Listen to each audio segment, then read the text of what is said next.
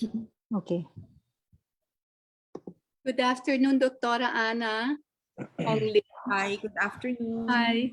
Thank you for being so patient with us. Buti nakapasok, buti nagawa niyo ng paraan.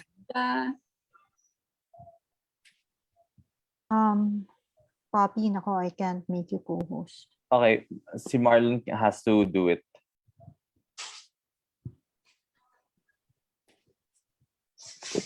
No.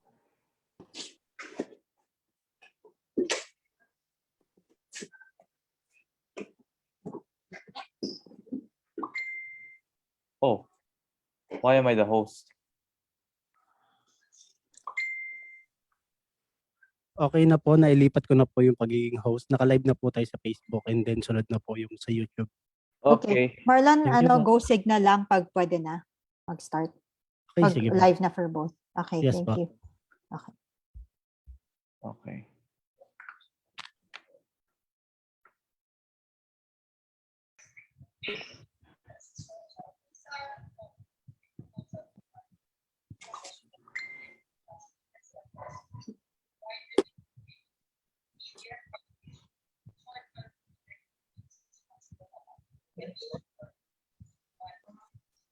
Okay na po, naka-live na po tayo both page po. Okay.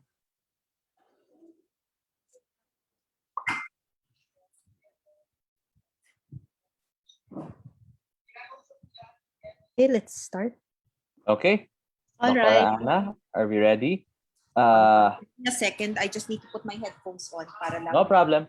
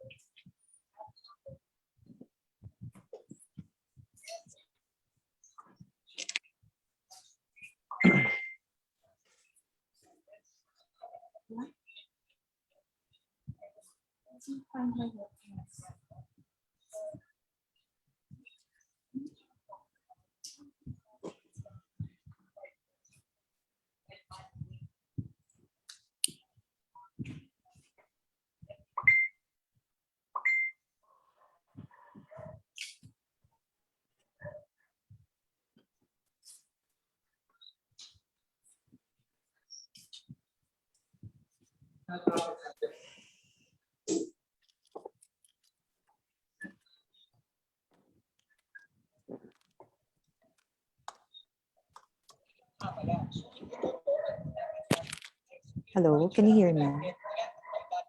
Yes, I can hear Okay. you. All right.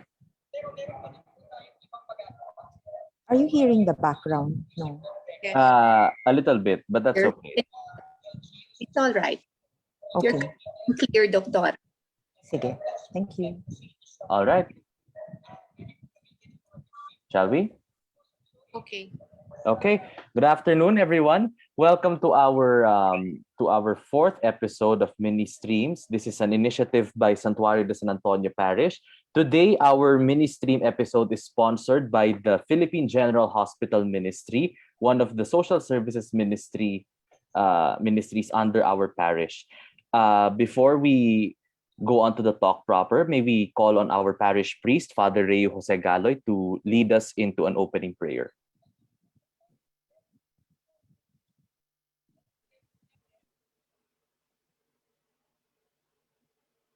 Sisters and brothers, let us put ourselves in the presence of the Lord.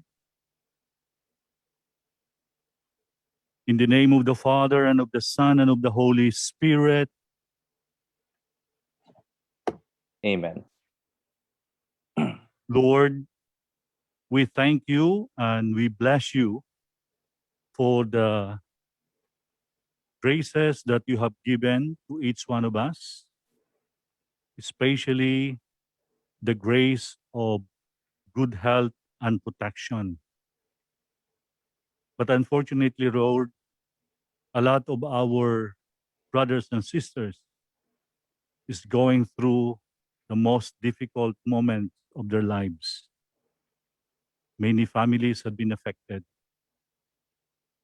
And so as we respond to this pandemic, We offer you in our humble prayers all our frontliners, that protection be upon them.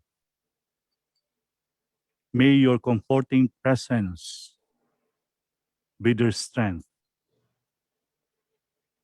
And we ask you also, Lord, to bless and guide our resource person for this afternoon session, that your wisdom may be in her so that she may communicate to us the power of knowledge, the power of humility, and the power of courage to take care of each other. We pray for those who died because of this pandemic. But we also pray to you, Lord, the people who had taken advantage of this situation in different ways, to grant them conversion, to allow them to feel the pain and suffering of so many of our people. May your presence be also felt by them. And for all of us who are present in this afternoon gathering, we ask your presence in a way that our fear might become our faith, that our weaknesses might become our witnessing. May the Holy Spirit inspire us, empower us to humbly do your will and take care of each other. And all of this, we ask you through Christ our Lord. Amen. In the name of the Father, and of the Son, and of the Holy Spirit. Amen. Amen. Thank you, Father, for your opening prayer.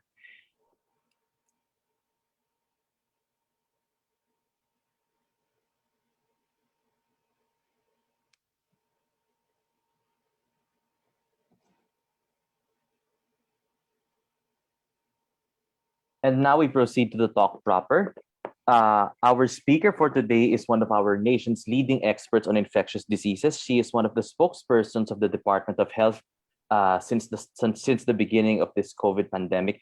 We are very fortunate and blessed to have Dr. Anna Ong Lim as our resource person for today.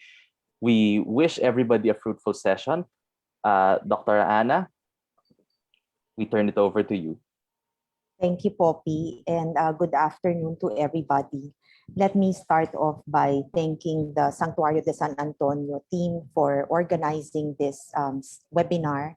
I just like to correct some of the communications you may have had. No, this is actually not a PGH sponsored webinar. I just like to correct that because there was a misunderstanding. I think in the enthusiasm to share this talk, some of the messages may have come across quite confused. No? So this is actually an event that's organized by the Santuario de San Antonio Parish team who is working with us in the Philippine General Hospital Department of Pediatrics. Hindi lang po talaga ako makatanggi sa team ninyo kasi napakalaking tulong ninyo sa amin mula I would say from the time I was in training in the 90s, no? So every week kung dumadaan yung mga taga Santuario, tuwan-tuwa kami lahat kasi we know that makakarating na ang tulong diretso sa mga pasyente naming nangangailangan.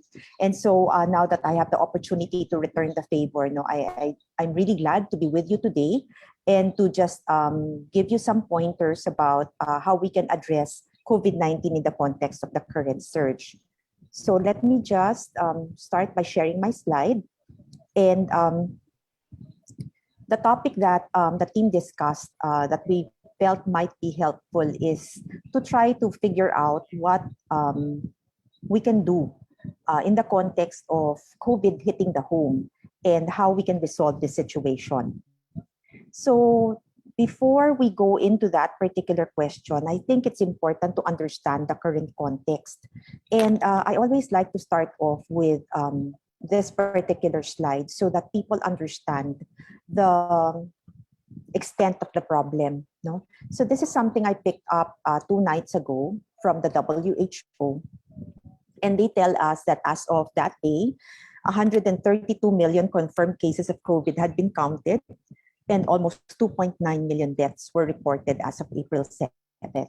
Now, when you hear numbers like this, it boggles the mind. I mean, who can imagine 132 million cases, what that looks like, and what 2.9 million deaths looks like? No? So just so that I personally also have an appreciation of the burden of the problem, I like to transpose this to something that I'm more familiar with. So we know that the Philippine population is numbering anywhere about 110, 115 million. And so by saying we have 132 million confirmed cases, that means every man, woman, child who lives in the Philippines has tested positive already. That's what it's equivalent to. When you talk about almost 2.9 million deaths, that's kind of like saying everybody in Quezon City has died of COVID. So if you think about those numbers in the Philippine context, it gives you a bit of a pause and makes you understand really how huge this problem is, and shows us that we really need to do more, to be able to address and to have solutions for this issue. Now, this graph shows us the trends coming from several regions compared to the Philippines. So the green line shows us the trends in terms of daily new confirmed cases per million people worldwide. And you'll see that there was a massive dip in February, only to be followed by a sharp rise. The blue line shows us what's happening in Asia.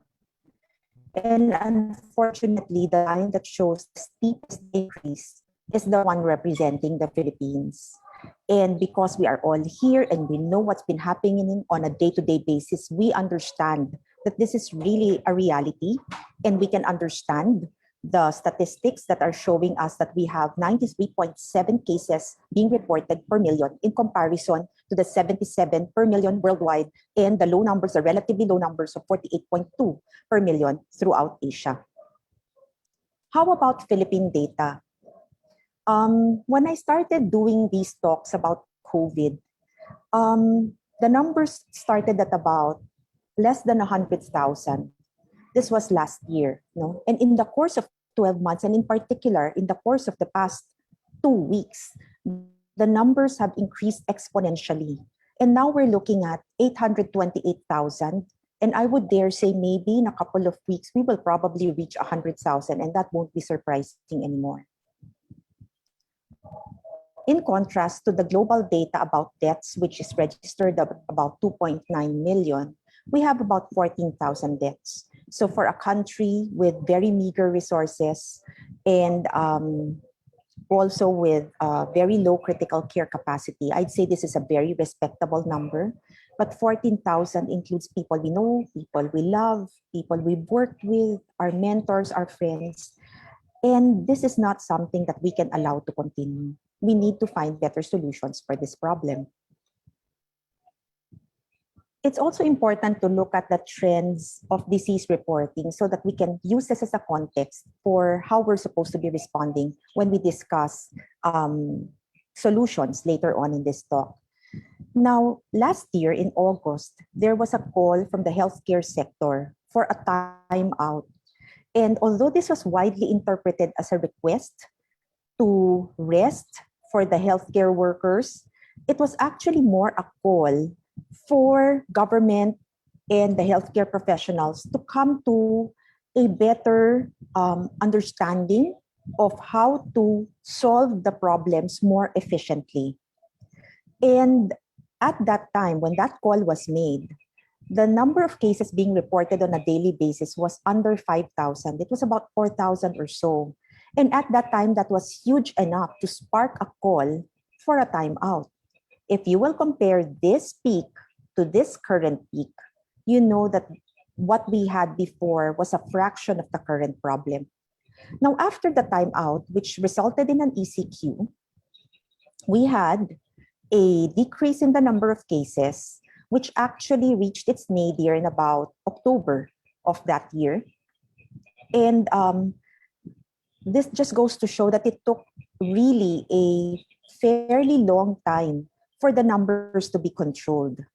Now, as the months progressed, and of course, we know that the Christmas holidays also led to an increase in the number of people who were going out.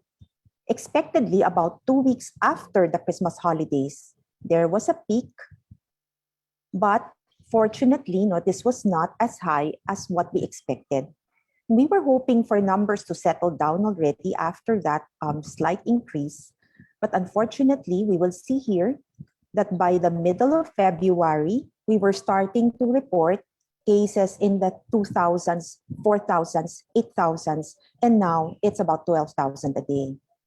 And so if you think back to the previous slide where I mentioned that it might not be surprising for our numbers to reach 1 million very soon, I think you will understand that this can be a very realistic projection. Now, the top part of this table shows us the leading contributors in terms of cases ever since documentation was started for COVID-19 disease. And the top regions, the top provinces and cities have hardly changed.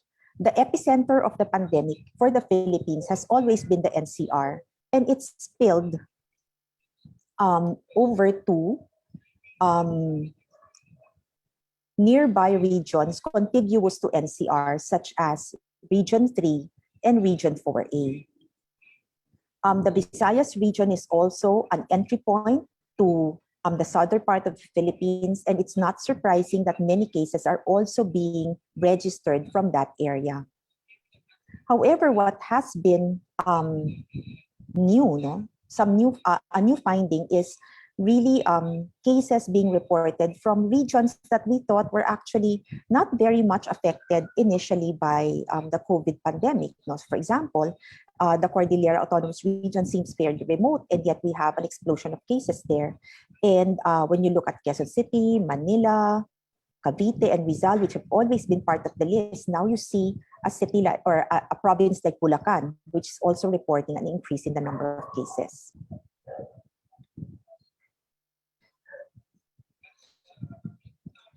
Now, in the list of cases that I showed earlier, or rather in the number of cases I showed earlier, the 800,000 plus is actually the total cumulative positive cases since we started reporting. We actually want to focus on how many cases are currently active and what the distribution is like for those active cases. Now, I'd like to show you first the breakdown of the current active cases nationwide. And here you will see that the majority, 97.6%, are mild, followed by the asymptomatics at 1.2%, followed by severe critical, each at 0.5%, and finally, moderate at 0.3%.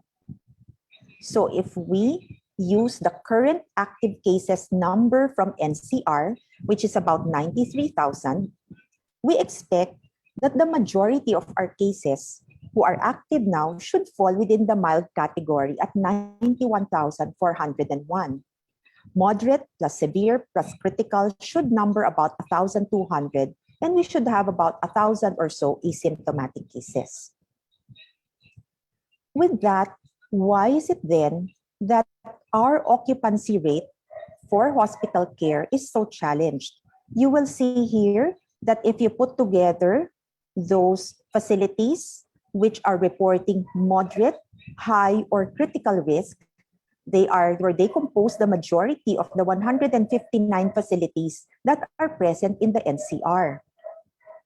Although there are 62 facilities that are reporting that they are less than 60% occupied, putting this all together, this still comprises the majority of the healthcare facilities in the NCR that have no more room to accept any more patients. And so, I hope I've been able to build a case for you to say that because the healthcare capacity is extremely challenged, and because the majority of cases are expected to be mild, home care needs to be an option for our family members or for people we know who have suspected or confirmed COVID-19. Now, the WHO has recognized that many settings worldwide actually will have very limited capacity for facility-based care. And as early as March of 2020, they already started coming out with guidelines for home care of this category of patients suspected or confirmed with mild disease and the management of their contacts. So they said that home care can be considered when inpatient care is unavailable or unsafe. So that is certainly currently the situation for us here in the Philippines. Even if you had the resources to be admitted, there is simply no more room available in many of the healthcare facilities to accommodate individuals who need facility care. Now, the decision as to whether somebody needs to be cared for at home actually depends on three important factors. First, the clinical evaluation of the COVID patient. Second, the evaluation of the home setting. And finally, an evaluation of the ability of caregivers to monitor people with COVID in the home setting. So I'd like to translate these three factors to questions that we can easily understand. First, we need to answer, does the patient qualify for home care? Next, we need to check whether the home setup is appropriate. And finally, we need to check whether the caregivers can assess the patient adequately. And so we'll answer each of these questions in turn. And I hope I'll give you a little food for thought so that this becomes a springboard for the questions that you will be posing later during the Q&A. So let's try to answer the first question. Does the patient qualify for home care? So the WHO guidance tells us that it is those patients who are asymptomatic or those with mild or moderate disease without risk factors for poor outcome who will qualify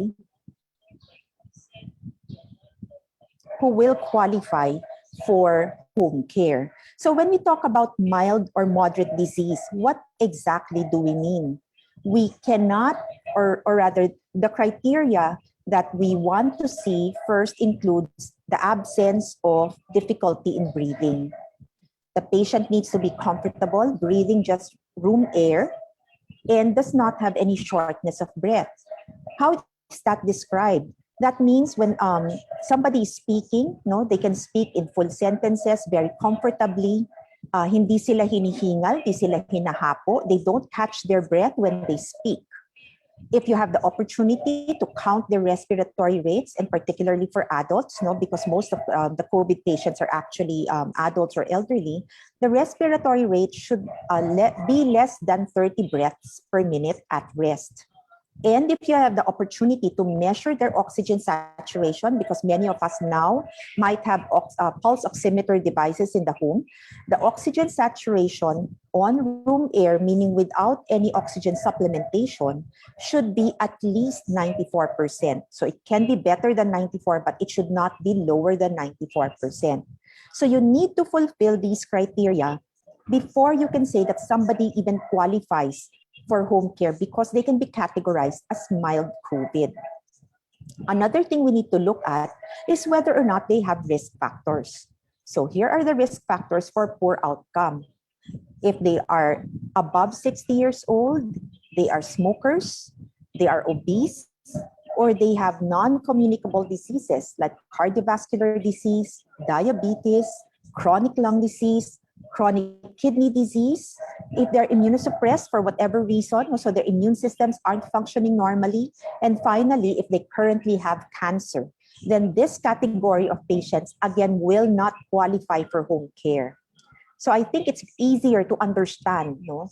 Or it's easier to actually exclude these categories, and whoever is left behind and fulfills the criteria for mild disease, then you might want to consider treating or caring for them in the home for as long as they are able to implement appropriate infection prevention and control measures, and also close monitoring by a trained healthcare worker can be feasible. So let's talk about that a little bit more in the next few slides.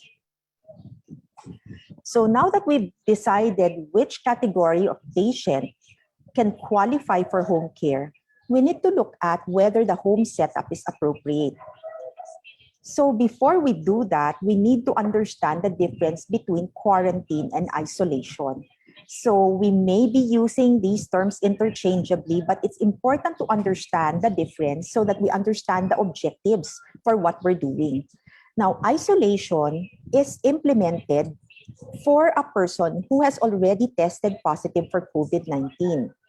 So that means you separate that person out into an individual room, and well, if possible, it should have a separate bathroom, because the objective of this isolation is to prevent this person from spreading the disease to someone else. So the goal is to stay home until at least 10 days have passed, and the patient should also have had no more fever and resolved symptoms for at least 3 days before they are discharged from isolation. So once again, the objective of isolation is so that somebody who has tested positive will no longer spread his disease to other people in the household and the community. And the way to do this is to separate him from the rest of the household, and of course, not to allow him to leave the home. In contrast, quarantine is intended to observe those people who have been in close contact with the positive case for the 14 days over which you expect symptoms to develop. And the reason why we want to do that is because people can be contagious even before they test positive or even before they start having symptoms.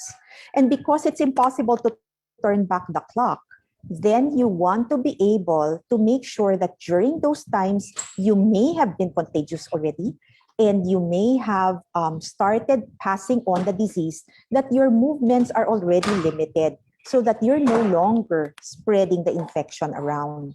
So for those close contacts of a positive case, what you want to happen is for that person to stay home for 14 days since the last contact, and for those people to watch their symptoms, to check their temperatures, and also to stay away from people who are at high risk so that they don't inadvertently infect others who may be at risk.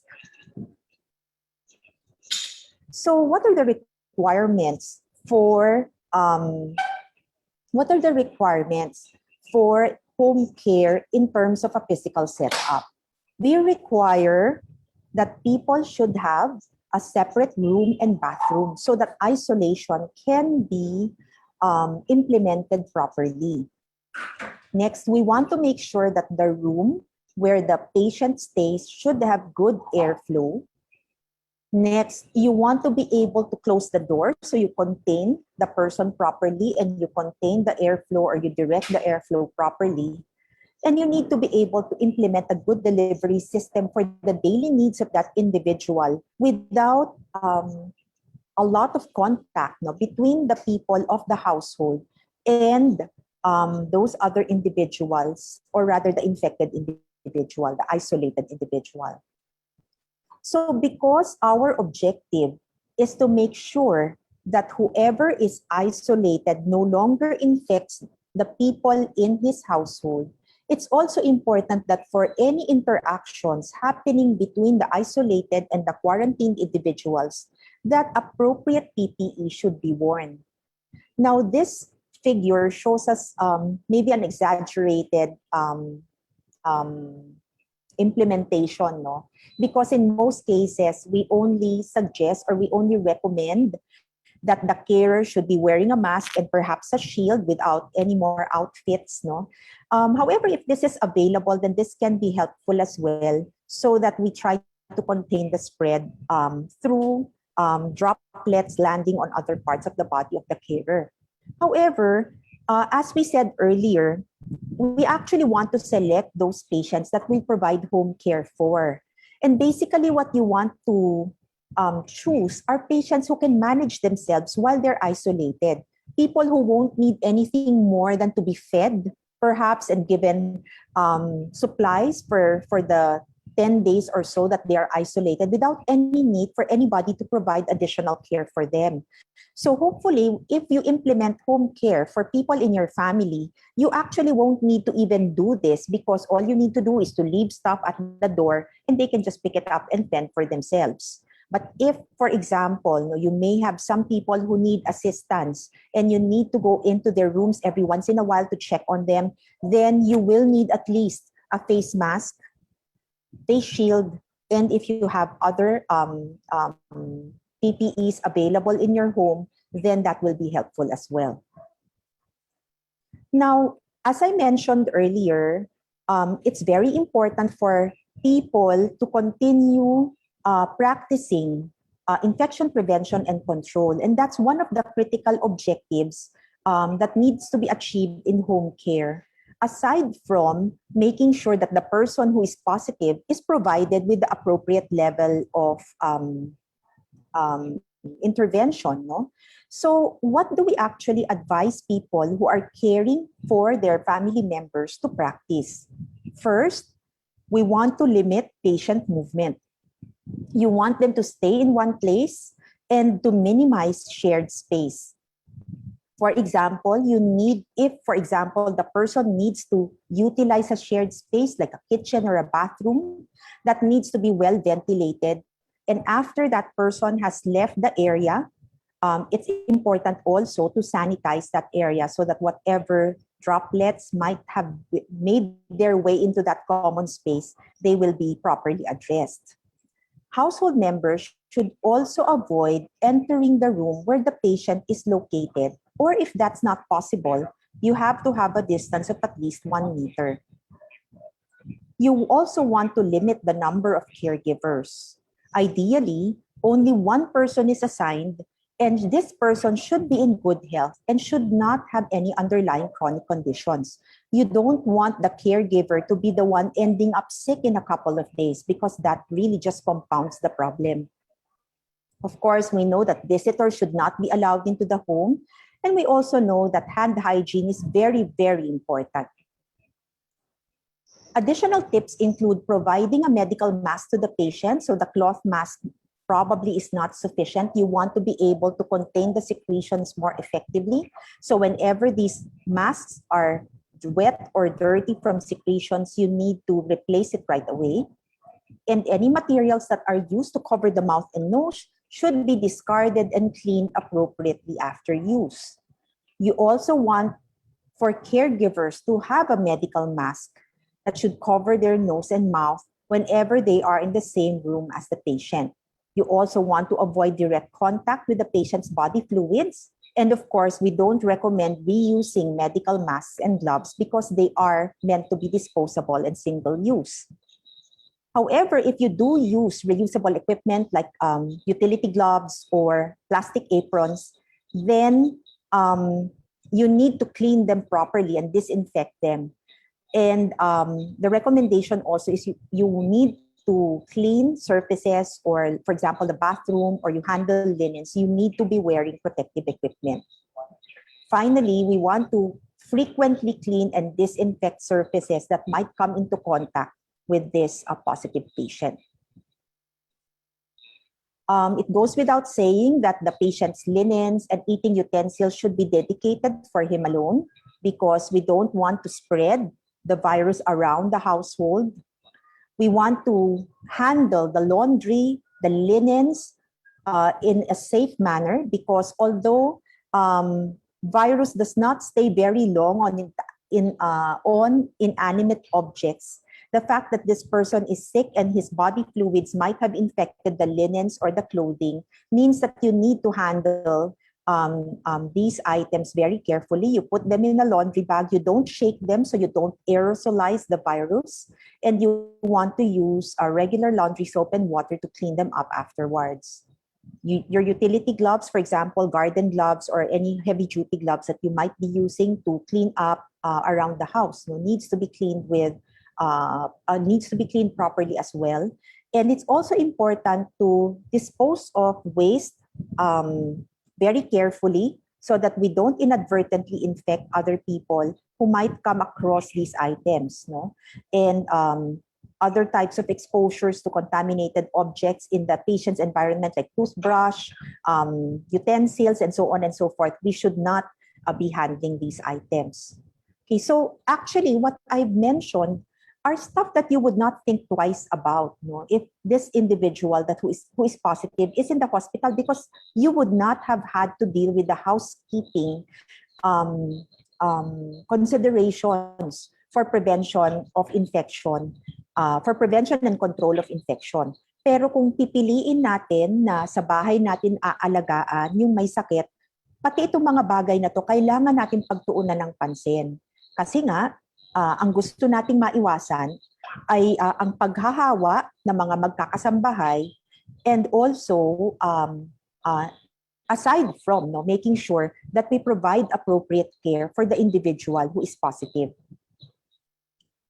Now, as a starting point, there's some, I came up with a list of suggestions for a home care kit that you might want to have ready in your home. If you're thinking about preparing for caring for somebody in your household who might turn positive from COVID.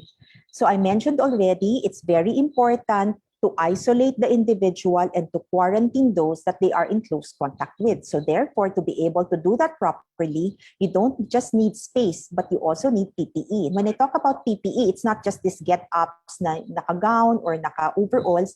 It's actually inclusive of mask, face shield, gloves, which you might need to stock in the household so that you can prevent transmissions through droplets, which is the most common way by which this virus spreads. You also need to have cleaning and disinfection supplies handy because you want to be able to address any surface contamination.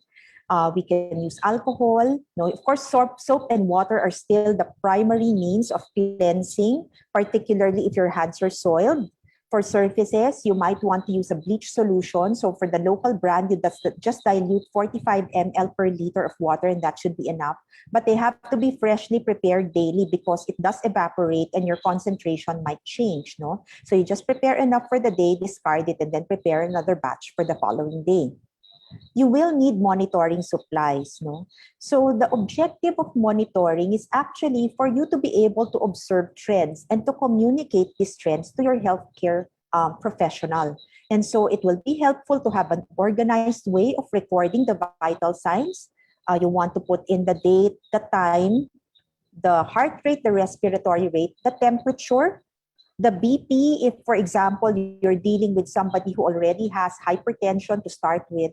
And of course, if it's possible to measure the oxygen saturation, that will be helpful as well. How many times do you have to do this in a day? In the hospital setting, we typically want to do our monitoring on a per shift basis or every 8 hours. The WHO manual says once a day is fine. So anywhere from once to 3 times a day for a mild case should be more than enough. Then, of course, you want to have medications at hand. The typical medications that we give for fever, cough and colds, and of course, the patient's maintenance medications need to be continued. So the next question we need to answer is, can the caregivers assess the patient appropriately? So this is the third question that the home care guide attempts to answer. And they say it's important to ensure that the patient can be adequately monitored at the home. So what does this require? You need somebody who can be a reliable caregiver. We said earlier that that person cannot be anybody with a risk factor. So it cannot be an elderly person. It cannot be somebody who is already sick. And it has to be somebody who's reliable, so that whenever they relay information to the healthcare professional, the accuracy or the validity of that information exchange can be assured. Now, home-based care, of course, should be provided by a healthcare worker if possible, but we know that in many instances that just cannot happen anymore because of the severe shortage of healthcare workers that's currently happening. Now, if it is a civilian or a layperson who is providing care, then you need to be able to open lines of communication between the caregiver and a trained healthcare worker or public health personnel. This has to be established so that should there be any emergency, the channels of communication are already open.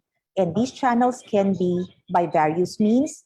I know we don't really use email too much to relay health information, but the phones are certainly available. You can use your SMS, you can use your landlines, and so on and so forth, just so long as you're able to establish communication with a healthcare professional. What is the objective of monitoring? You want to be able to pick up worsening of signs and symptoms at the earliest possible time. And whenever the patient's symptoms become worse from the initial assessment, then this should be an indicator to seek urgent care. So I said earlier, you monitor these regularly, ideally once a day. If you want to do it more frequently, then that should also be okay. But typically, every 8 hours should be fine for mild cases. Now, the CDC has this quick guide for when to seek emergency medical attention. And here is a list of emergency warning signs that you might want to watch out for. First is trouble breathing. So we described this earlier already. This can take the form of an increasing respiratory rate, or it can also be in the form of difficulty speaking. Now, the person might have difficulty forming complete sentences, or is very short of breath even with just ordinary activities. There can be persistent pain or pressure in the chest, which can also be a sign of difficulty in breathing. There can be new confusion. When you talk to the person, they're not able to answer you properly, they're disoriented, and this is also probably a sign of decreasing oxygen levels in the body. The inability to wake up or stay awake is also a danger sign. Once again, this can be associated with decreasing oxygen levels. And finally, somebody who looks pale or bluish gray needs, of course, immediate attention, because these, again, are signs of decreased oxygen carrying capacity in the body. So I mentioned earlier the need to be able to establish contact with healthcare professionals very early at the start of the illness. So even if you assess your family member to be fairly well and they look like they're going to be able to manage staying at home, you want to be able to establish some kind of contact with healthcare professionals, perhaps your personal physician, or maybe a specialist that your personal physician might recommend, or even these local government units. And the emergency COVID numbers are listed here for everybody's reference. There are also many hospitals now offering home care for COVID cases at home. And I just picked out two of the posters. No, I'm sure you've seen many of them being shared by in various social media platforms. Really just because there's such a big need to answer the question of how do I make sure that my family member is cared for properly. So this is one portal that we can employ or we can use so that at the outset, we have a healthcare professional guiding us in the steps to be able to be able to provide good home care for our family members. Now, how long do you expect for this mild case to last? I just like to show you this timeline of the different disease severities, that we expect, or rather the duration of illness expected from the different disease severities. So we said earlier that we will only choose those individuals with mild disease or even moderate disease without risk factors to qualify for home care. And you expect that they should have symptoms for about 10 days before they start resolving. No? So What we want to see is that this individual should be improving over the course of this period, because if not, then they may actually be progressing to either severe or critical illness, which then requires hospital-based care. Okay. So with that very brief presentation, I hope I've been able to share with you that the current surge in cases has really severely challenged the healthcare capacity in the NCR and perhaps in many areas in the country. And since the majority of COVID cases are expected to be mild, then home care can be an option for low-risk individuals. I hope I've been able to show you that to qualify for home care, we need to evaluate the following.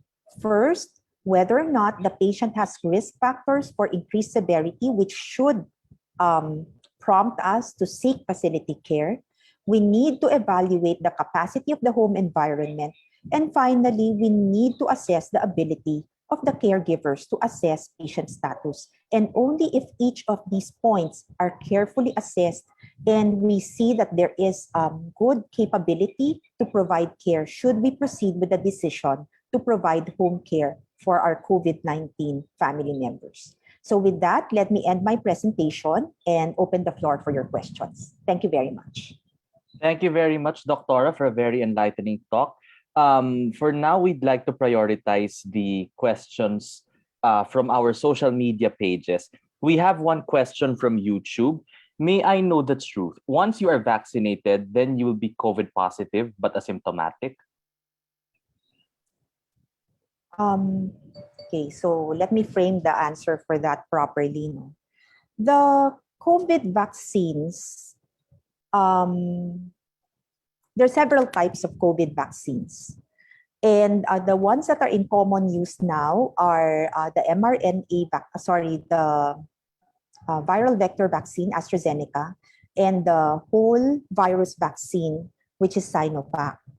Now, for both of these vaccines, you don't expect the RT-PCR or even the antigen test to turn positive as a result of vaccination. So if you test positive after you get vaccinated, that can only mean that you may have been exposed in the days prior to being vaccinated, so that that explains your positive test result. It's not coming from the vaccination. All right. We have another question coming in. Can two COVID positive patients be isolated in the same room? And there is another version of that question. What if it is an entire family that tested positive? Can they all isolate in the same room as well? Okay. So if they are all positive already, then the answer is yes. No. So Poppy, I think I will re-emphasize the point about isolation and quarantine. Dahil magkaiba yung timelines ng dalawa, kailangan maghiwalay, no? That's right. So for example, nag-positive ako, ang binibilang sa akin is hanggang kailan ba ako nakakahawa? Up until when can I be considered contagious? Yeah. Usually for mild cases or asymptomatic cases, that's a 10-day period. So actually, somebody who turns positive needs to be isolated shorter than somebody who's quarantined. No? So if there's any advantage to being positive, that's it. 10 days tapos ka na. Kasi ang gusto mo namang mangyari is palabasin ka na para kung hindi ka na nakakahawa. Oh. Pero yung quarantine, anong inaantay natin? Di ba gusto natin malaman, magkakasakit ka ba? Gaano ba kahaba yung duration ng observation na yon? 14 days. So mas mahaba yung binabantayan natin sa kina-quarantine kaysa dun sa nasa isolate. So yun dun sa kaso na kinukwento mo kanina, di ba? All of them are already positive. So their duration of observation is the same. So they can all be together. But if you have a mixed group, no, you have people who are for quarantine, there are people who are for isolation. Pag pinagsama mo sila, paano mo malalaman kung kailan ka magbibilang ng 14 days para dun sa kina-quarantine mo? Walang katapusan yun. So kailangan silang maghiwalay. Well, then there's a relatively follow-up question somehow. Another question came in. My result of the swab test, RT-PCR, was positive on my day 13 from exposure. Am I experiencing long-haul COVID without knowing? Is this possible, Doctora? Well, by definition, kasi long-haul COVID is symptomatic. So kung wala siyang simptomas, hindi yan long haul. I think what we need to realize kasi is that the test has varying pick-up rates. No? I don't want to use the word sensitivity kasi parang nahihirapan tayong intindihin. Eh. Pero its ability to pick up a positive varies from day to day. And mapwera na lang kung yung taong yun ay araw-araw nagpa-swab. Di natin alam kung kailan actually siya nag-positive. No? Yeah. So, in any case, the point is, for that person, kung day 13 na siya nag-positive, so I don't know from what point siya nagbilang eh, di ba, kung wala siyang symptoms. Yeah. So, parang mahirap ma-define yung situation. But anyway,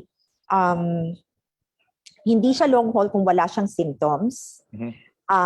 And we talk about long haul COVID as being having the symptoms longer than the expected duration. So kanina pinakita natin yung graph no before we ended the talk.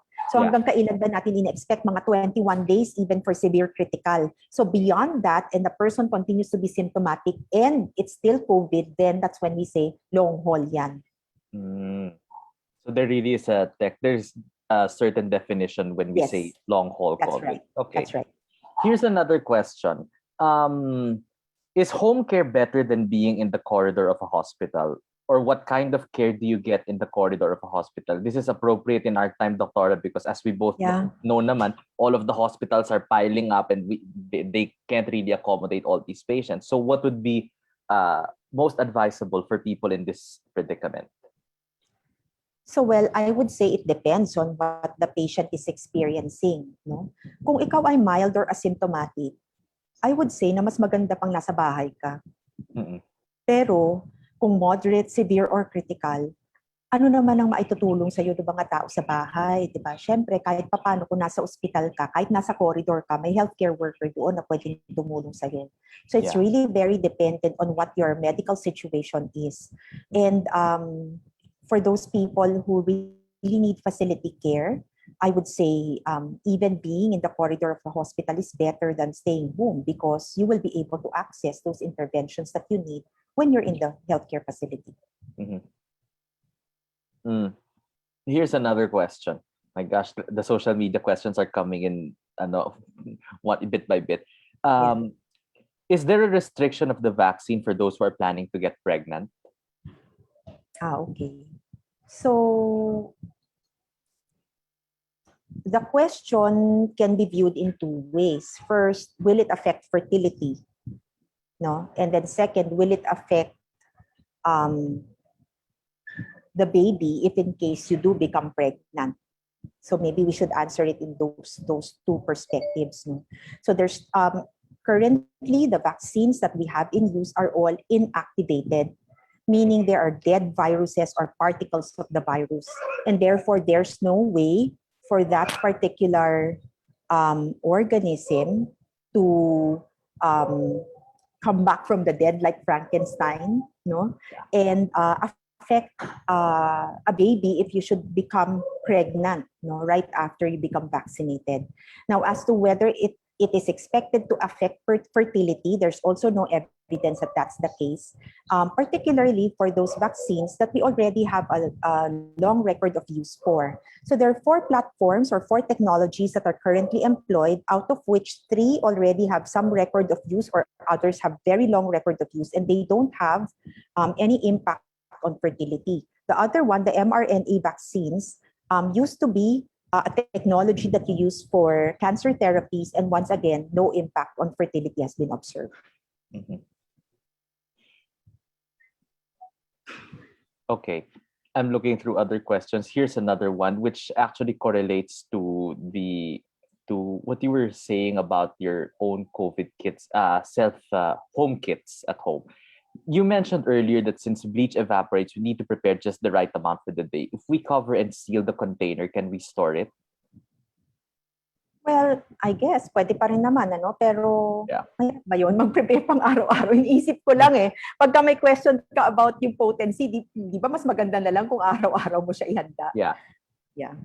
Tama naman. Here's a debate that's long been wanting to get out. What's your take though, Doc, on the ivermectin and Bianqua issue? Are they effective? Um, And are they recommended, more importantly, medically speaking? Sige, so let me try to answer this in a very neutral way, no? Kasi I know this is a very emotionally charged Yes. debate. Kahit That's mga true. kamag-anak ko, nagtatalo-talo kami dyan. So, from the scientific standpoint, currently, the recommendatory bodies say that there is not enough evidence for ivermectin as a preventive measure or as a treatment for any severity of COVID.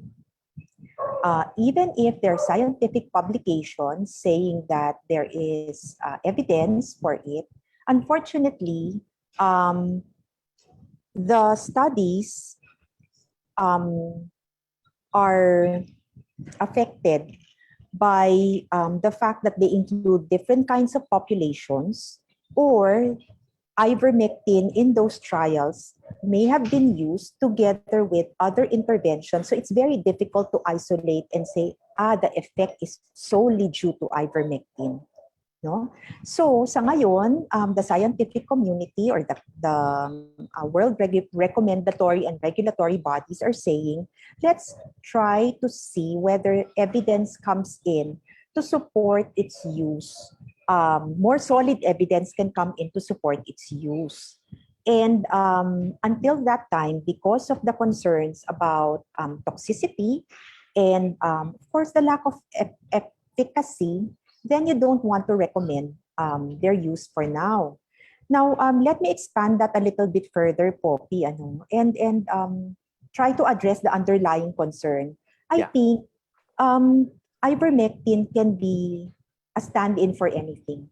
It can be BCO, it can be orange juice. Diba? Kung biglang nabalita na orange juice is something that works, I'm sure meron din magiging proponent ng orange juice. No, so para siyang symptom kasi ano bang meron natin? Natatakot kasi tayo eh. We are afraid. We have fear and frustration that we're trying to address by putting faith into something that people say works. Mhm. No? So ang problema is, tama ba na magkaroon tayo ng faith dito sa bagay na ito? Eh sinasabi nga na hindi pa pulido yung evidence. So kung ganoon, di dapat antayin natin magkaroon ng mas magandang evidence bago natin siya pagkatiwalaan. Otherwise, parang nami-misplace nga yung faith natin dun sa particular intervention na yun. Tapos, i-address natin yung fear and frustration. Ano ba gusto natin? Ano ba kinatatakutan natin? Mahawaan, di ba? So, Yeah. meron bang ibang pwedeng makapigil sa pagkakahawa? Meron. Just utilizing your mask and shield properly and your distancing and your circulation and your time of interaction, if you put that all together, the number supporting prevention with proper use of your PPEs is much, much higher than any intervention actually, whether that's ivermectin or even some of the vaccines sa totoo lang. Interesting take on that. It really boils down to efficacy, no? Here's one, Doc. How reliable is RT-PCR? Because there have been several news reports of false positives with RT-PCR. Parang this has also been another long-standing debate because there was a point in time it was either RT-PCR antigen and whatever else tests that were made available. So the RT-PCR, as with any test, will be affected by the patient group that you use it in and the time point over which you apply the test. So the performance of the RT-PCR is best for individuals who already have symptoms. Okay. Because basically what you're trying to do is to pick up the virus particles that are present in somebody who has symptoms of COVID. So syempre, you expect to get a lot of it in somebody who's sick. Now, for people who don't have symptoms, then of course the pickup rate is going to be lower. For Yeah. the people who are close contacts of somebody who is positive, then you expect the pickup rate to be slightly better than somebody who's totally asymptomatic. No? So depende dun sa population kung saan mo siya ginagamit at kung kailan mo siya gagawin. So Yeah. kunwari, we're talking about somebody who is a close contact of a positive person. You don't go ahead and test that close contact right away. You have to wait. You have to give the viruses a little bit of time to reproduce in that person's body. So we typically recommend you wait on the 5th day after exposure before you do the test. But even then, there is still a false negative rate. Hindi yan totally magpa-positive. So yung tanong mo, false positive rate, pwede rin yun, no? Kasi kung na-mishandle yung specimen or dun sa laboratory nagkaroon ng contamination, pwede siyang mag-false positive. Pero with the quality control measures that we have, that doesn't really happen very, very often. Yeah.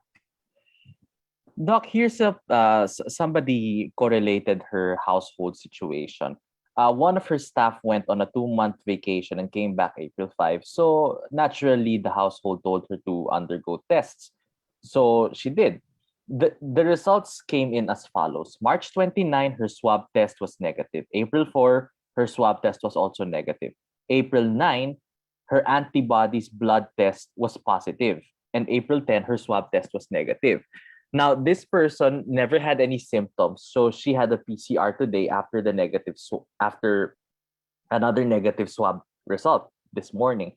What does this mean? Does this mean she's COVID positive, or does this mean she was infected or recovered, or how is this defined? Maybe we should clarify bakit iba kaya yung pagkakastate ng swab at saka nung PCR. So, that's a little confusing to me. Pero siguro let's try to address it in a more general manner. No? Yeah. Kung may isang tao na nanggaling outside of a household and we're expecting this person to join our household, the safest thing actually to do is to have that person quarantine for 14 days. Kasi kung wala siyang simptomas, di ba sabi natin kanina, the likelihood of this person being totally asymptomatic or totally negative is quite high, and we can't expect the PCR to be fully reliable with a negative result. So the only way you will know that that person is really negative is if you observe them for 14 days and they never develop a symptom. Mm-hmm. Okay? So, pero ang hirap ng 14 days, I guess, kaya nagre-rely dun sa test, no? Yun So, nga And this household help wants to go back na daw to work, pero as per the bosses, she's still in a quarantine place now until they're making sure that she wants to. Correct. It has to be safe. You're right. So kung gano'n na lang din naman ang gagawin, kung magka-quarantine na lang ng 14 days, you don't really need to do the tests anymore because the quarantine is far superior to any test. Kasi sa quarantine, makikita mo hindi siya nag-symptoms over the 14 days. Yeah. Pagka mag-test ka kasi, and let's say at any point in time nag-negative yun, pwede ko pang sabihin, kasi di ako sigurado kung tama yung timing ko ng test. Kaya reliable yung negative result, no? Mm-hmm. Ngayon, yung antibody positive result dun sa taong yun actually indicates, so assuming na lang na we're using a reliable antibody test, so may debate pa rin dyan, no? Yes. Kasi pwedeng magkaroon ng cross-reactivity. So it's a technical term. Marami kasing coronavirus, may 7. No? Tapos, yung mga, particularly yung rapid antibody test, pwede yung maging false positive, detecting other coronaviruses, not SARS-CoV-2. So, assuming na lang na accurate yung antibody test na ginamit dito sa taong to, actually, ibig sabihin nagkaroon na siya ng infection in the past. Yeah. So, hindi na dapat siya ulit mahawaan at least within the 90-day period, and hindi na dapat din siya magkaroon ng sintomas. So that would be the interpretation I would have. But then, since we know there is a phenomenon called reinfection, ang gagawin ko pa rin, kung ako tong household na apektado, sasabihin ko, hindi, mag-quarantine ka na lang ng 14 days, hindi na kita ipetest, tignan na lang kita. Tapos pag okay ka na, pasok ka na ulit sa atin. Mas madali yun, mas simple pa.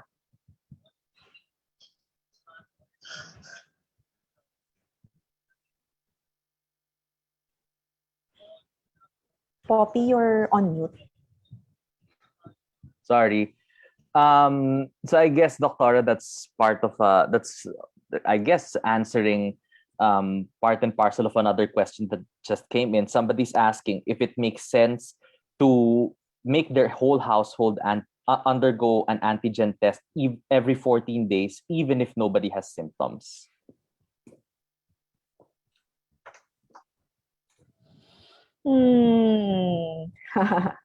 Iniisip ko kasi parang magwo-work lang yun kung walang lalabas sa kanila. Diba? Kasi paano mo malalaman at any point in time kung kailan sila nagkaroon ng encounter with a positive case. And then also, no, maybe one thing to think about is antigen test sensitivity, no, is also not very high for asymptomatic individuals. It's only it picks up cases better if you're using the test on people with symptoms already. For those who are asymptomatic, it doesn't pick up very well. Okay. Here's another question, Doc.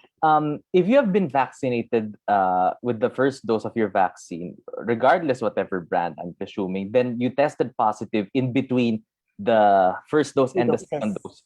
Do you continue with the second dose? Yes, the answer to that is yes. No? Still yes. Because you can only be assured of the published efficacy of that vaccine if you complete the 2-dose series.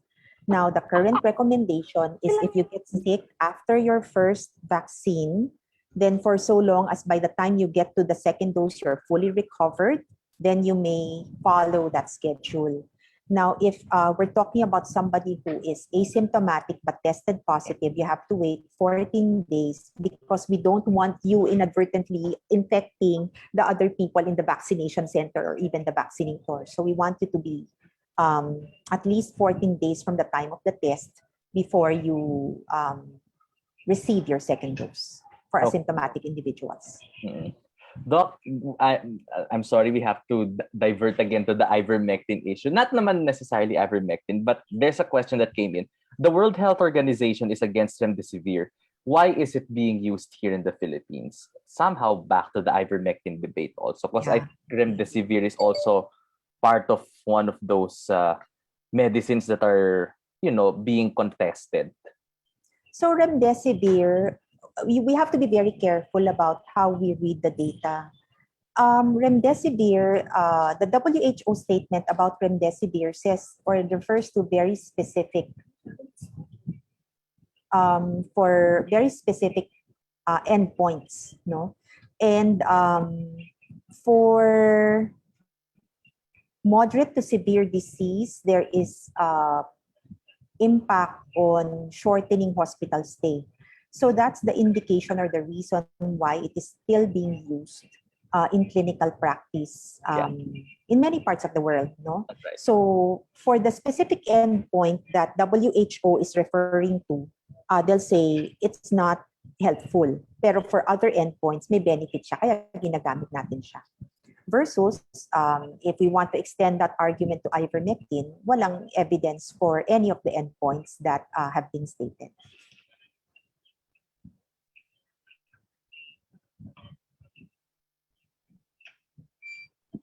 Poppy, you're on mute again.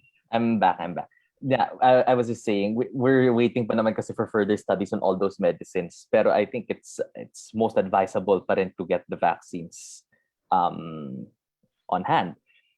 Here's another question. So if I may pick up on that point, Poppy, I started the talk off on by discussing the current surge, no? Yes. And I think that becomes even more important as a consideration because you will never know when you're going to be infected. With the number of cases now, it's very likely that you may be meeting people who are positive without you knowing it. No? Mm-hmm. And even if you're very careful about your contacts, even if you're OC about wearing your mask and shield and distancing and all that, having the vaccine, it's an extra layer of protection that will be very, very helpful now that we are hearing of so many people getting sick. And, I keep telling my relatives, I will be really saddened if ngayon ko pa mabalitaan na magkakasakit kayo kung kailan may bakuna na. Diba? Kasi parang abot kamay nyo na yun eh. pwede mo na sana siyang nakuha, lalo na kung ikaw ay elderly or meron kang comorbidities, you qualify to be vaccinated now. And this is actually the perfect time to be vaccinated because there's so many other people who are infected and you want to be protected. Mhm. Well, going on the topic of the surge, Doc, here's something. With the surge of COVID and lack of hospital beds, people have started to buy their own oxygen tanks and oximeters. They would like to know how they can use it, assuming one of them experiences shortness of breath. Oo. So yun na nga yung problem, no? Kaya kailangan meron talaga tayong contact with a healthcare professional. Yeah. Kasi yung paggamit ng oxygen, although parang iisipin mo, napakasimpleng bagay naman yan, kaya ko naman siguro. Pero tinatitrate din or sineset yung levels kung saan dapat siya gamitin. And then tinitignan din yung condition ng patient. Kasi kung kunwari meron siyang ibang mga sakit, then your targets for oxygen saturation can be different. No? So if you have the capacity to set aside the tank and have the full setup at home, I think it's something that you might want to consider, but I would not use it without the guidance of a health professional because the intervention needs to be individualized. Yeah. Here are a couple of questions, Doc, regarding vaccination. Who cannot get vaccinated? Second question is, how long after being COVID positive or after recovery can one get vaccinated? And 3, if someone gets COVID after vaccine, although this was answered na rin naman kanina, if someone gets better after vaccination, can he still get vaccinated again? And does the process need to be repeated again? Na 2 doses each. I think this was answered already kanina in another question, similar. But here's another follow-up to that is, what's your take on AstraZeneca being safe for only people under 60 years old? Okay, so Poppy, you'll have to remind me, that's like 5 questions, sunod-sunod, baka mawala ako. Okay. We'll proceed with the first question. Who cannot get vaccinated? Sige. So the one that I can remember first off is who will not qualify, no, Who will for not qualify, vaccination. who cannot get vaccinated. So there's only one absolute contraindication. The only bawal, no, for vaccination is if you develop a severe allergy to the first dose of the vaccine. That's the only absolute contraindication. Okay. Which means, no, everybody qualifies, di ba? Kasi hindi pa naman marami sa atin na nakakapag first dose. So when we talk about allergies, this is not just yung mga kate-kate or konting rash. We're talking about allergies that cause you to have difficulty of breathing, which is anaphylaxis. Now that happens in 1 per 100,000. So it's quite a rare event. No? Now, in the past, if you have had allergies to polyethylene glycol or polysorbate, which are components of other vaccines and medications, and also for some medications that are used for colonoscopy, then you also do not qualify to receive the vaccine. But that's a very specific allergy. I'm sure pag na-experience mo yan in the past, naabisuhan ka na ng doctor mo na bawal ka na ng mga polysorbate or polyethylene glycol, PEGs. No? So, very small population of people who will never qualify to be vaccinated. That means most of us, if we're up and about, if we are able to work, if we are able to take care of ourselves on a daily basis, even if we have diabetes, we're dialyzing, we have medications, we are asthmatic, we have some allergies, we qualify to be vaccinated. Yeah. And you actually want to target this group because they're the ones who will probably get moderate, severe, or critical COVID if they do get sick. A little follow-up to that. Go ahead. Kung cancer patients daw, pwede rin, qualified also. Okay, so this one, you will need to consult your doctors about this because it depends on what stage of treatment you're in. If you are, for example, already several years post-treatment and you're already back to your usual self, then of course, no, you can be vaccinated. Yeah. However, for those people naman who are still just starting their treatments, they may be advised to wait for a better timing. So well, most of the time naman ng mga cancer patients, they're under very close supervision by their doctors. So I would advise, dapat meron silang consultation. Okay. How long after being COVID positive or after recovery can one get vaccinated? Okay. So the short answer to that is once fully recovered, you can proceed. Once fully recovered, Yes. pwede na. Okay. Here is, okay. If somebody is taking ivermectin now, can they take the vaccine as well? How long should they refrain from taking ivermectin before taking the vaccine? In general, no, medications don't have any impact on the timing of vaccination. So whether that's ivermectin or any other medication, you may proceed. Regardless of medication. Well, the only thing maybe no that you would need to flag the vaccinator about would be if you were taking aspirin or some blood thinners, because that may cause a little more bleeding than usual at the injection site. So you need to flag your vaccinator so that they can either choose to use a smaller needle or monitor you properly so that there's no excessive bleeding. Pero you don't expect naman na parang gripo, turok lang naman yun di ba? Yeah, that's right. Here's another question. The protocol is not to get a PCR test after the 14-day quarantine for COVID positive patients. What is the assurance that the patient is no longer contagious? Okay. So this is coming out from the fact that after developing the infection, you may continue to be positive for up to 90 days from the initial positive test. But for those subsets of patients that have been studied and for whom sequential viral cultures were done, no one was detected to be contagious more than 10 days after developing the disease, if this was about a mild case. No? For severe disease, we extend the consideration for contagiousness to about 21 days. Pero usually such categories of patients take a long time to be discharged anyway. So by the time they leave the hospital, they're usually non-infectious already. So for the regular run-of-the-mill patient, it doesn't make sense to keep on testing because you will probably keep on testing positive without being contagious. Yeah. So you will be unnecessarily confined when in fact you are allowed to be discharged and to move about freely. Okay. Here's something regarding Sinovac. Would the Philippine Medical Association recommend this? And why are there no studies published about Sinovac? Okay.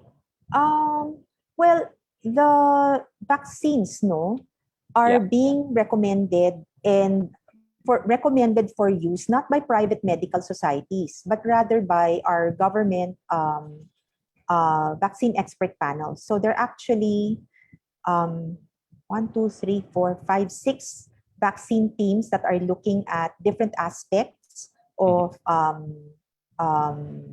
vaccine safety and efficacy. And before anything gets into the program, these different panels will have made an assessment to make sure that the products are safe and efficacious before they are included for distribution to our population. Now, in particular, Sinovac has phase 1 and phase 2 trials that are published, but these are considered to be smaller databases. And what we want sana is for a phase 3 trial to be published already. Now, in the absence of a phase 3 trial, what the FDA and other global FDAs have accepted are reports from the manufacturers so that these can be reviewed and evaluated as a basis for granting an emergency use authorization. So that's what happened for Sinovac. Of course, we still want a publication because this is considered to be the gold standard for reliability.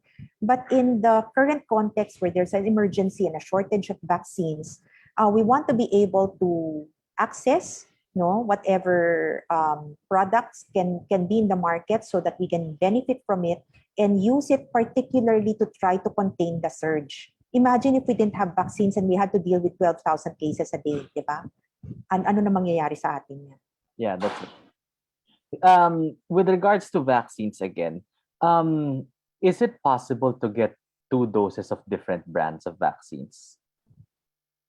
So there's no data supporting that, Poppy. No, right now the recommendation is if you start off with one brand, you complete with the second brand. Second And brand. I'm remembering that other question that you raised in that series kanina, yung kung natapos mo na, then you get another series, bawal din yun. Well, walang data. No? So, walang nagsasabi na pag tinapos mo na, for example, 2 Sinovac, a couple of months from now, you take another 2 AstraZeneca, and that will be helpful. There's no data to support that. Well, let's go more in-depth into that talk because this is a bit brand specific. For those who have already taken the first dose of Astra, now that the vaccines have been withdrawn from use, what should be the next course of action? Okay, so this is a temporary suspension. Yeah. Okay, we're expecting to be we're actually at a very good point in time, if I should say so. No, first, the fact that we have a suspension for the distribution or administration of this product should tell us that our system works, diba? Because otherwise, dire-diretso lang yan. So you have your regulatory authority telling you, wait lang, we want to see this data again. We want to review it because there's so many reports. We just want to be very, very sure. So ano ba naman ang masama to stop it muna? Pangalawa, the people who received the first dose are not due for their second dose until 12 weeks after. So the earliest batch will probably be receiving this March, April, May, June. 2 buwan pa bago natin sila kailangan turukan ulit. And by that time, I'm sure that we will already have had a decision about whether the second dose needs to be continued or not. And of course, I'm sure those people who received the first dose will be happier if they have data to support that they can receive the second dose. Or if not, then what can they expect in terms of protection from dose 1?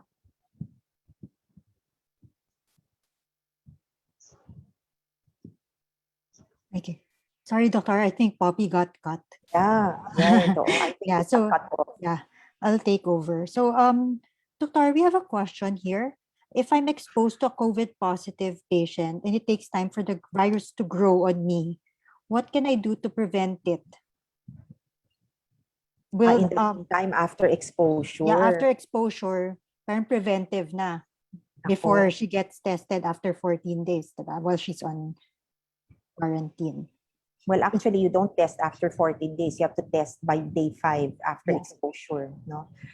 Pero, well, actually, wala. No? Kasi wala naman talagang proven na pag nag-supplement ka ng ganito, nag-megadose ka ng ganyan, it will prevent the virus from growing. So there's nothing. Just There's have to- nothing. Well, there's nothing that has Okay. evidence, solid evidence for Okay. it. Would the use of a throat spray, no saline spray, or a gargle wash like betadine help prevent COVID from entering your nose and mouth? So there are small studies saying that these topical disinfectants might help.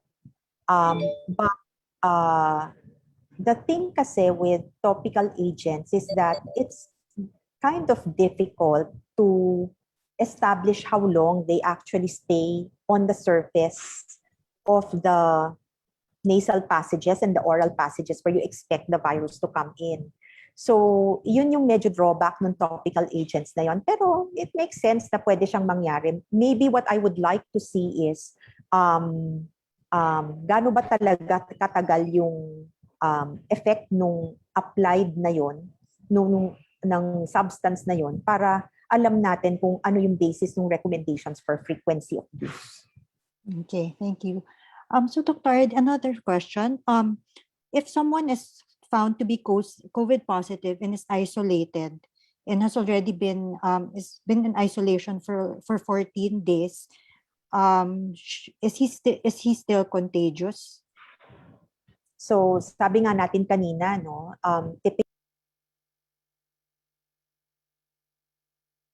Hi, Dr. You're on mute. yeah, okay.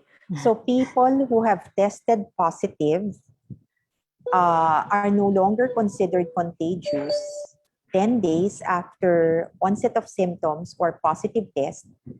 And in addition, for those people who have symptoms, they're no longer considered, you have to add 3 days na wala silang symptoms before you release them from isolation. So again, for those with symptoms, it's 10 days plus 3 days without symptoms. For those who are asymptomatic, you just count 10 days from the test date. Okay.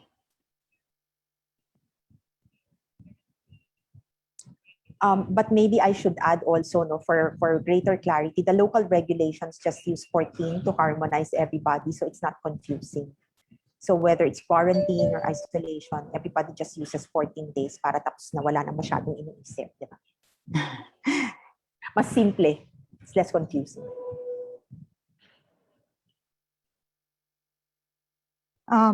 Here's another question. It's more regarding the DOH. So a lot of people have low trust in health experts, especially the DOH, and surveys prove that we have low vaccine acceptance. What should the medical community do to improve vaccine acceptance? I think this is even applicable to those people who are unaware of the benefits of having everyone vaccinated. You know, maybe I'd like to turn the question around and ask, what do you think we should do? Diba? Kasi it's a big problem, you know, and the science is there to support the use of vaccinations as a way out of this pandemic. But people have different reasons for not wanting to take vaccines.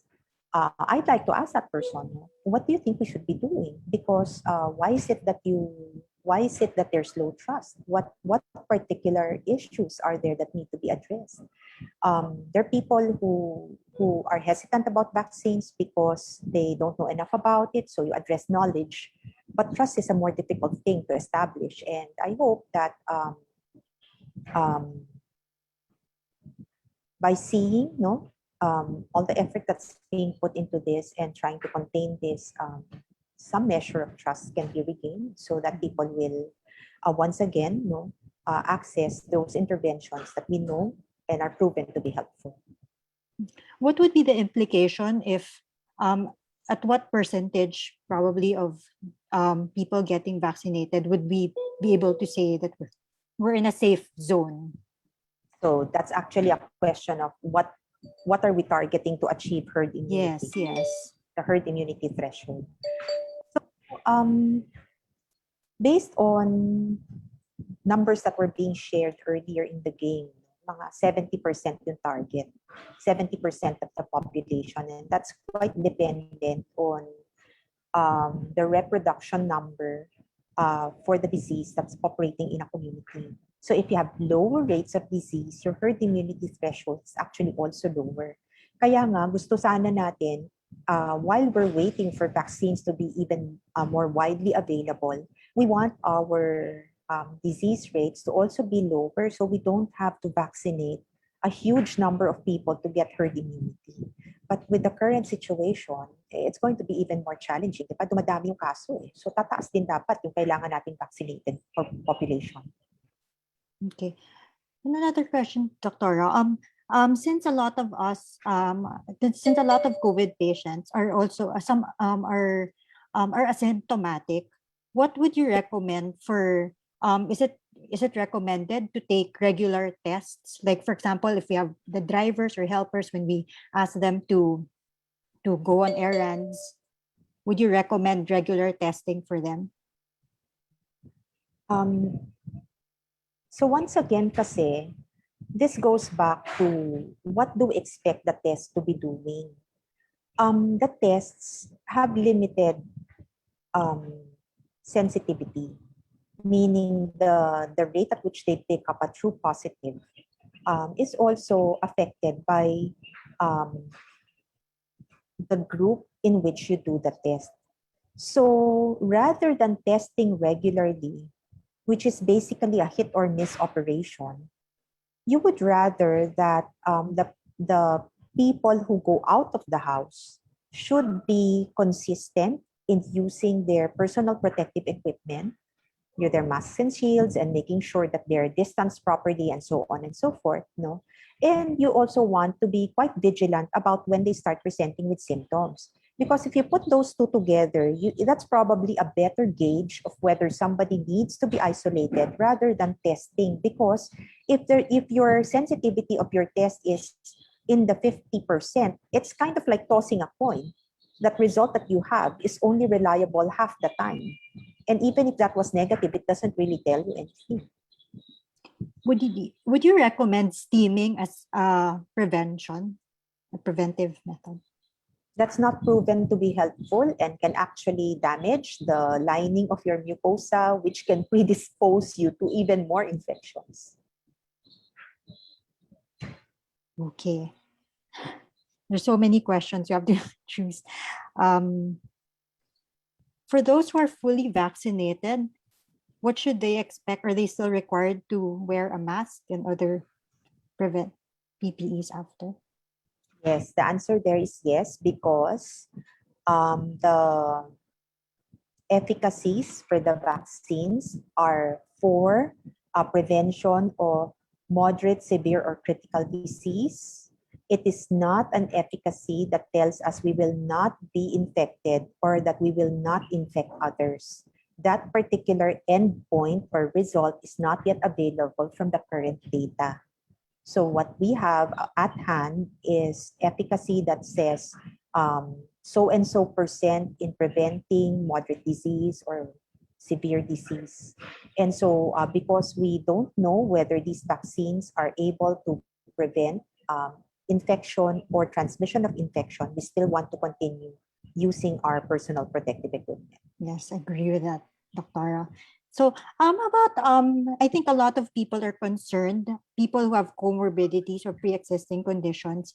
Are there specific diseases when you're not allowed to take the vaccine? The short answer again is no. No. Kasi nga, it is precisely people with coexisting or pre-existing diseases who will benefit from vaccination because they're the ones who are most likely to develop severe or critical disease if they do become infected. So the question lang is, what medical state should you be at to be able to receive a vaccine? So typically, no, if you are functional on a daily basis, then you are allowed to be vaccinated because that means you are medically stable or you have a stable comorbidity, which allows you to be vaccinated. If you're taking regular medication, are you supposed to stop any of those? Just for vaccination, you mean? Yeah, like maintenance medicine? No naman. No. And as a more specific question, I am allergic to the dye of a CT scan and anything related with dyes. And I get delayed reaction. Can this create a problem when I get vaccinated? So yan, very specific yan. And that person, I would suggest allergist consult for advice regarding vaccination and how to manage, no, or how this person should be observed at the vaccination center. Okay. Just to interrupt, for those watching through Facebook and YouTube, you might get cut soon, but we're recording this presentation, so you can watch us because we'll be having the mass. We have to live stream for our 6 p.m. mass. Yeah, so we'll be recording this and we'll also be uploading it on our Facebook and YouTube pages after. Okay, so I guess that's all for now. Maybe call on Rose or I'm here. I'm here. Okay. Okay. Yeah. On behalf Any of- questions also? Oh, are there other questions? Were we able to read all the questions already? Rose, Yes. yeah, I've been looking at the Facebook comments and there's a request for a part 2. We'll have to ask That Dr. depends on Doctora. Yeah, Doctora, there's a request for a part 2. Nako, how can I say no? Laki ng utang namin, ang laki ng utang na loob namin sa inyo. We are very touched, Doctora, and you're giving the PGH ministry more motivation to continue our outreach to your hospital. Rest assured. Okay. Thank you. Well, It's really well, much appreciated. You don't know, parang when I told the alumni, no, that we're doing this webinar. They all said, please send our regards to them kasi talagang kayo ang partners namin sa pag-aalaga ng mga pasyente namin. Thank you. Thank you. Thank you also, Doctora.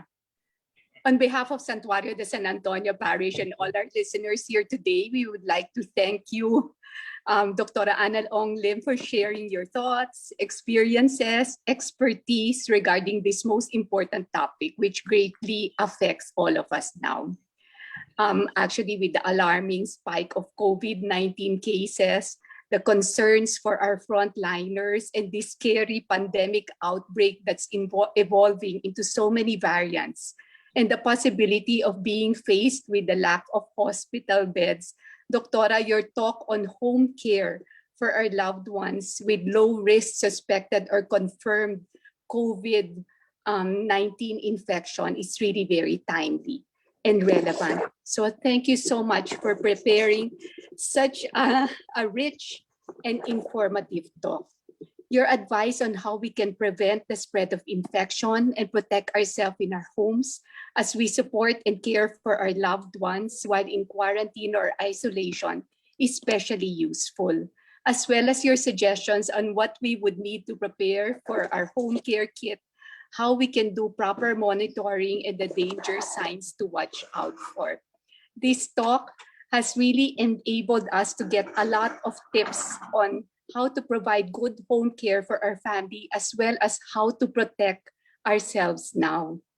Dr. Ana Ong Lim, again, we'd like to thank you for taking the time to prepare such an informative presentation. You are doing a great service for our country, and we continue to pray for you and all our frontliners. We can really never thank you enough. We would also like to thank our listeners for joining us today and for being very participative. Your questions and comments have really allowed us to learn from one another. And I guess before we end, I'd like to comment on or take the challenge of Dr. Ana when she posed the question, what do you think we should do? Because during this time, we cannot just rely on our frontliners and government to look for solutions. The solution is really in each and every one of us. And let's continue to be informed and to inform. And with that, good afternoon, everyone. Good evening. Take good care of yourself. We continue to pray for each other and stay safe and well. God bless.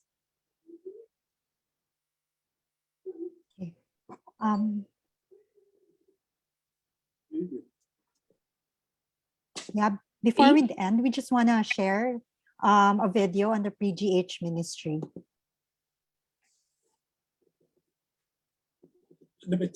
Started 30 years ago, led by the late Steve Lopez and Inday Canoy, now over 90 years old. The mandate was to supply medicine to pediatric patients in wards 9 non-infectious and ward 11 infectious ward, who were the poorest of the poor but with good prognosis. The ministry took care of patients from referral to discharge. Patients discharged were even visited to see how they are progressing. The ministry had a budget of $2 million per year, servicing over 150 to 200 patients. Members would visit every Thursday and personally distribute medicines to bedside of patients. There were short conversations to learn about disease of patient and spread encouragement and give hope. Over the years, the service expanded to Hema Onco and NICU and SNK, which is School for Chronically Ill Children. Aside from distributing meds, we also have activities such as our home visits wherein we check on our patients on how they are doing. Visita Iglesia and Pasyalan wherein we bring the outpatients to the zoo, museum so they may enjoy a different scene apart from the hospital. One of the more interactive events our ministry bridges between the parish and our beneficiary is the Christmas gift giving.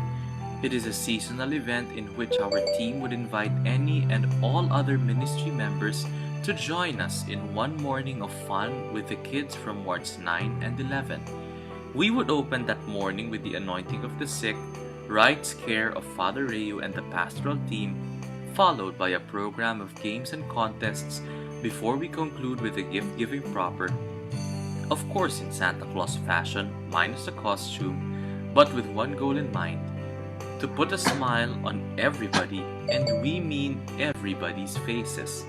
Not just the kids, but the adults as well, ministry members and volunteers alike. So come, join us, experience this unique kind of happiness with us, where it is very much present and contagious. Join us in Team PGH.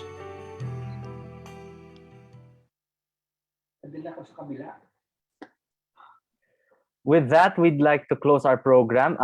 May we redirect to Dr. Anna before we formally close this talk. Any parting words?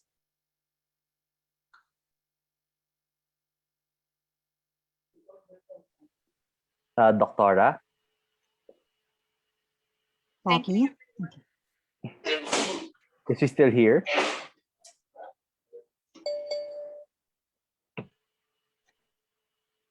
Our session today is recorded and saved in our Facebook page and YouTube channels. You can go back to them, especially for the specific questions that were asked, and also the talk of Dr. Anna Onglim. Thank you. Okay, so that brings our Thank you. program to a close. Doctora, is there anything you want to say? Any parting words, Doctora?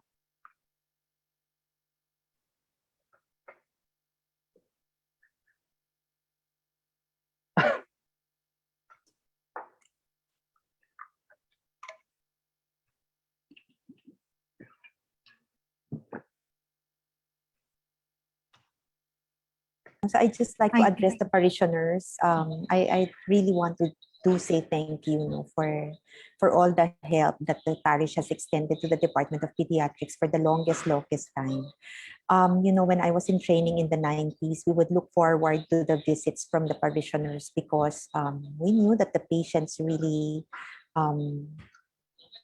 appreciated the concern, and also the support that you provided for them actually made a huge difference in terms of their recovery, or at least extending, the lives of some of the kids who eventually went home, but at least, the families felt that they did everything they possibly could to be able to help the children. So I hope wag po kayong magsasawa. Marami pa rin nangangailangan ng tulong ninyo.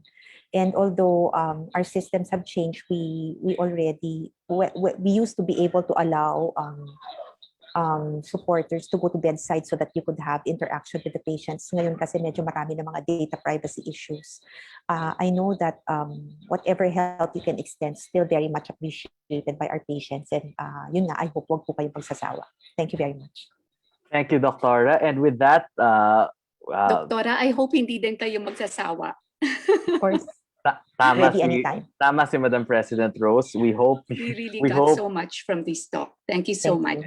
Thank you. Thank you very much, Doctora, for a very insightful. So I'll sign off. Listen. Yes, okay. Thank you, Bye. Doctora. Thank you. Bye. All right. Bye-bye. Bye. Thank you. Bye. Bye. Take care, Doctora. On behalf of Yeah, PGH, so we'd also like to thank everyone who attended this webinar. We're overwhelmed with the participation. A lot of people also watch through YouTube and Facebook.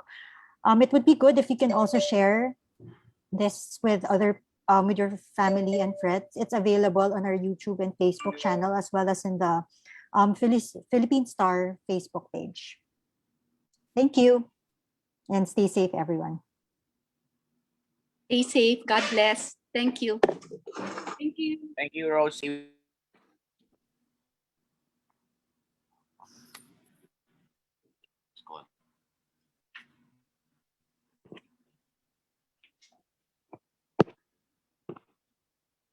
Okay, so I'm gonna end this. end the meeting. Thank you. Marie. Okay, Thank- bye everyone. Thanks. Bye. Thank you. Thanks, Poppy. Poppy's not here Thanks, anymore. Pop. I'm I back. think he was He's a- cut. Oh, Thanks, okay. Poppy. Thanks, Kat. Thanks, Thank Tito you, Kat. Vince. Two Vince. Thank you.